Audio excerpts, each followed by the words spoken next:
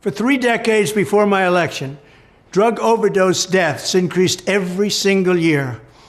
Under my leadership, we took the drug and fentanyl crisis head on, and we achieved the first reduction in overdose deaths in more than 30 years. I also proudly signed the Support Act, the largest investment ever in combating the opioid epidemic.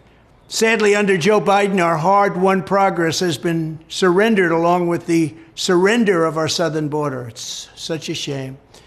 Now fentanyl and other ultra-deadly poisons are pouring into our country unchecked, stealing more than 100,000 American lives every single year, and many people think that real number is 300,000 to 400,000. Joe Biden's record is one of death, destruction, and misery in communities all across our nation. When I'm back in the White House, I will take action on day one to end this horrific plague and save American lives. Joe Biden will never solve the drug overdose crisis because he is actively destroying our border. What he has done to our border, we had the safest border in the history of our country, and now we have the worst border probably anywhere in the world, including third world countries. That's why I have previously announced I will impose a full naval embargo on the drug cartels and deploy military assets to inflict maximum damage on cartel operations. I will insist on the full cooperation of neighboring governments to dismantle the trafficking and smuggling networks in our region, and I will ask Congress to ensure that drug dealers, kingpins, and human traffickers receive the death penalty. At the same time, I will direct federal law enforcement here in the United States to take down the gangs and organized street crime that distribute these deadly narcotics on a local level. They are killing our people. They are poisoning our beautiful children.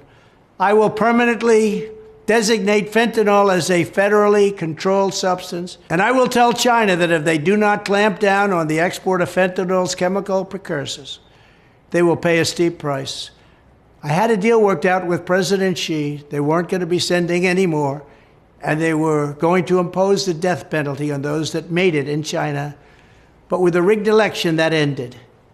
Attacking the supply of these deadly drugs will be just the beginning. We must also do more to end the scourge of addiction here at home. Among the most important steps we can take is to strengthen the pillars that give life, meaning, and hope for those struggling with addiction, particular work, faith, and family. We need work, faith, and family. My administration will support measures to make it easier for those suffering from addiction to seek treatment without losing their jobs. We will forge new public-private partnerships for companies willing to provide job opportunities and skills training for former addicts. We will expand federal support for faith-based counseling, treatment, and recovery programs, recognizing that we are going to need God's help to steer our country out of this crisis. Finally, we will ensure that if a parent, child, spouse, or other relative needs to take time to care for a loved one fighting to overcome addiction, they are more easily able to take advantage of the family leave program, so important. When I'm president, we will not rest until we have ended the drug addiction crisis in America. We will win. It will happen. We have to win, though, in 2024, because our country is going to hell. Thank you.